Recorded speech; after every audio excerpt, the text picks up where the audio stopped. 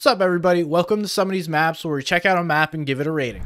Map number 1 is going to be Bugha's Endgame, so let's dive right in. We're going to rate it based on 3 things. The ease of play, like how easy it is to understand the concept of the game and then actually execute on that.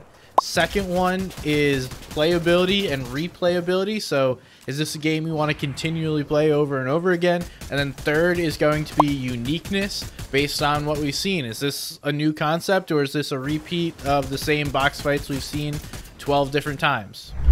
Okay, there's a load screen. I haven't won a game yet, so I don't know if do you get to choose the dance? That'll be interesting.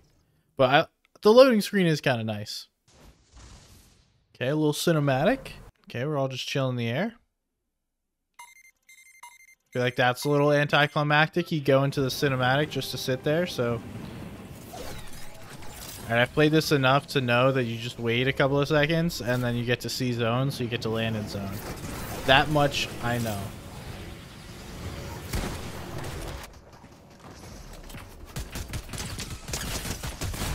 That poor guy. So I like how it has the like modern. I guess modern's not the right word, but the updated weapons for the loot pool. Check out, see how long this takes to get into another game. And I can only imagine it takes longer with more people. So for me, I think the replayability scoring is going to be hurt, because if I'm trying to play this, why would I not play a game that moves faster, right? Like there's other Zone War maps that move faster, that have the same kind of seasonal updated loot that you could play with. That would be my only critique, is the replayability is kind of hurt based on how slow this is. If you're not a great player, you're going to spend a lot of time sitting here watching. I mean, the great players will be fine. They'll be chilling. They'll be able to get back into the matches about a minute or so of waiting. I could just see people start to die off a little bit when they're constantly getting eliminated and then having to wait 1 minute and about 10 seconds in between each and every map. Granted, that's not a long time. Like, I don't say that as like, oh, this is incredibly long. But when there are maps that do it faster and allow you to do it more repeatedly, like if I could play a whole nother match in that, let's call it 70 seconds, why would I not do that? The map is very much straightforward. It's pretty much just an end game here. So for ease of play, I'm going to give this a great score. I don't think there really is anything that is difficult to understand. It's pretty much a game of Fortnite. If you've played the game of Fortnite before, you understand how this map works. So there's no challenge there. I think players should be able to pick up on this fairly easily.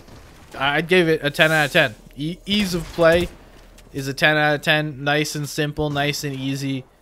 Everyone's played Bugha's Endgame before. If you haven't, you've at least played a game of Fortnite before, so you understand the general concept. And for uniqueness, I don't know how to grade this, because ultimately this is exactly Bugha's Endgame that's been repeated. I do like the various POIs, so like you get to get kind of nostalgic with the different POIs. Nice touch there. But as far as like the actual uniqueness of the map, I feel like it's hard for me to give this a very high score, knowing that it's the same exact map. So for uniqueness, I'm going to go with a 4 out of 10, because the map's a nice little change. I like the little different POIs that you can play at. It's updated. And granted, while this has been out, and creative's been a thing for a while, nobody did this, so not going to give it a 0, but definitely not a super high score. I think a 4 is a solid one. Replayability, I'm going to give it a 7, just because of that time in between games. The play itself is freaking awesome. I really like how the play is. Just that minute or so in between each round is kind of a little buzzkill, I guess, would be the word.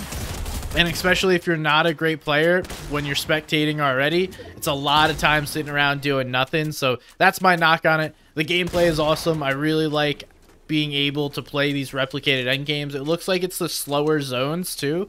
So It's a little more nostalgic, especially with the POIs. Really like that touch. Feels kind of like older Fortnite, I guess, with the new seasonal weapons involved. So a little bit of best of both worlds. So overall, that puts us at a 10 for ease of play, then a 7 for playability and replayability, and then a 4 for uniqueness. So a 21 overall, pretty good score.